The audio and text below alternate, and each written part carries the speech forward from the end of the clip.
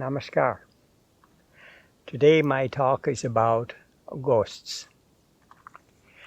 With the increasing number of books and movies, social media and music focusing on the occult or ghost, I'd like to explain the yogic point of view about this interesting topic. According to the yogic philosophical text Ananda Sutram, Abhibhavana Chitanu Shrista Preta Darshanam. It means that ghosts are external visions of internal thoughts which we project outward. So when we think about these things, then that constant fear, thinking about a ghost causes in some moment of great fear to project that thought outward. So we're actually seeing our mental image outwardly projected. It's like a positive hallucination. It's something like when we're walking down the road, if we're always thinking about snakes. Then we're walking down the road and we see a rope hanging from a tree, but we'll think it's a snake because we're thinking about snakes constantly. And that's why you probably have heard that saying that our outer reality is a reflection of our inner thoughts. When I was a young boy, we used to play in our family, tell different ghost stories, try to scare each other with different stories and with the pillow fights and so on, scare each other in the nighttime. And I still remember one particular figure that I saw externally, which was, now I realize was my own external projection of my inner fears manifested at that time. There are some things which are known as bodiless minds, or minds which are detached from the body. I can explain that. When we die, the mind, it leaves the body, and it remains in a subtler plane, waiting until a proper, suitable medium, another physical medium, in parallel with its unsatisfied desires from its previous life. The best link up is arranged by that cosmic creative principle. That mind which is detached from a body is invisible. It's inaudible. But it can be temporarily given a form by, in India they're called avidya tantrics, or like a sorcerer or magician, a witch. He may be sitting in one place with eyes closed, concentrating, and he's projecting his thought, his mental thought to that bodiless mind, and that being has a temporary existence. So this is an example, another example that just as we see a positive hallucination of our external projection, now we're seeing the external projection of that magician or that avidya tantric, and we see that form, that being. Self-possession is a similar concept. When somebody's thinking about an evil spirit, they begin to, when they're constantly thinking about it, instead of projecting it outward, they're thinking about that they're possessed by it, and they begin to exhibit symptoms of, devil possession or possession by Satan. And so in the same way that a Vidya Tantric, if we shake him or her, then we release their concentration. That person who's experiencing symptoms of self-possession needs a kind of psychic shaking. So, for example, if we, the elaborate rituals which may be done are just to prepare or help that person psychologically to release that strong inner hold that they have about this self-possession, devil possession. So, I remember when I was going for my training to be a volunteer for my organization back in 1975. We had a house which we had bought very cheaply in Philadelphia. And that house was a place they used to embalm the dead bodies in preparation for sending them to the funeral parlor. So it had a particular, stigma attached to it.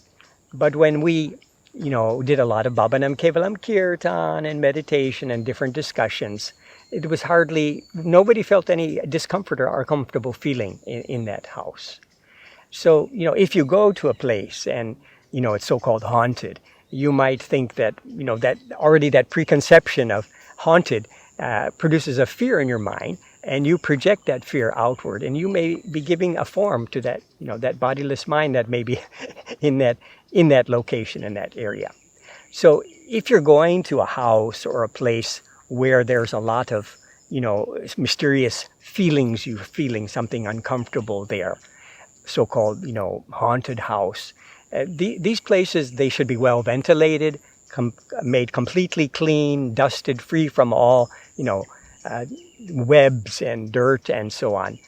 And walls should be painted a bright color, and a lot of ventilation coming and going into the room. In this way, with the Bhavanam Kevalam Kirtan and spiritual discussions, there will be, it's an easy way to rid these mysterious or uncomfortable feelings or vibrations that may be present there.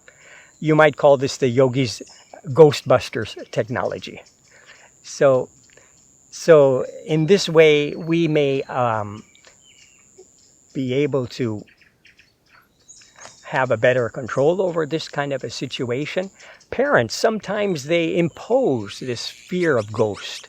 They might say to their child, well, if you don't finish your vegetables, the ghost or bogeyman will catch you.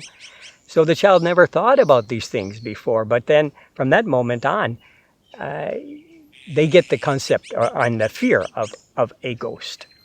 So we should not give indulgence to using our mental potentialities into things that won't develop us spiritually or develop our love or our benevolent feelings. My master called this a psychic extravaganza, where we bring our minds into areas that are not benefiting us either individually or society as a whole. And people use, the fear of ghosts and evil spirits, and they're selling their art in the same way that people sell sexually stimulating material. So we should be very careful not to fall into that trap. It's a type of asatsanga, or bad company. It never will produce a positive result. And staying away from those kind of environments or those kind of, media will keep our mind clean and stable. And so our meditation can be deep and peaceful. There are some people that like to use their mental powers or their psychic gifts to heal others, psychic healing, for example. But for two reasons, this is not an advisable practice.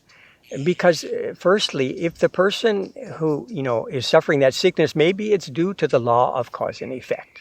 They have to experience the reaction from a negative action from before, and it's manifesting as a sickness. So if it's temporarily removed or removed by psychic means, it will express itself at another time. So that law can be satisfied, this universal law, immutable law of cause and effect. Second reason is that if the person, that sickness may be a wake-up call to change their lifestyle or their thinking or their eating habits, for example.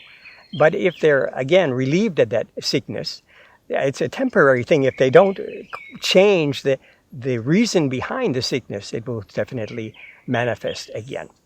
And the third reason is related more to the healer, that within the mind of that healer, a subtle ego may grow, that they have this supernatural gift. So all spiritual masters, if you, actually there's a word, spiritism. Occult is related to spirit. There's two words here, spirituality, and spiritism. And they both contain the word spiritual in them. So let me explain the difference between these two. The yogis prefer the word dharma for spirituality because it's a more accurate definition of spirituality. The intrinsic nature of any object is its dharma. The burning capacity of fire is the dharma of fire. It burns. So the dharma, according to yogic philosophical text of the human, is to run after, experience that limitless entity. That is the spiritual path, and that leads to the state of yoga, or oneness, with that universal happiness. So it has nothing to do with fear complex, rituals, superstition. Spiritism, on the other hand, is attempting to connect to ancestors or to know the unknown or the future using some prop like a crystal ball or a Ouija board or some similar prop or tool. It's sometimes referred to as occult practices. So all spiritual masters have discouraged their followers from, if the certain psychic gifts manifest in the course of the long practice of meditation, it is not the goal. The goal is the source of everything, powers and everything, that universal infinite being. And so it's like the child. My master gave the example of the child who cries for its mother all the time. And the child, when gets the toy from the mother, it stops crying. But the wise child will continue to cry because he doesn't want the toy of the mother. He wants the mother herself. So this is the spiritual path leading to oneness. So if we keep that ardent desire, that one-pointed desire towards that universal loving being, and not be diverted by any psychic extravaganza or unnecessary diversions along the way, we will experience genuine and true inner peace, our goal. Thank you. Namaskar.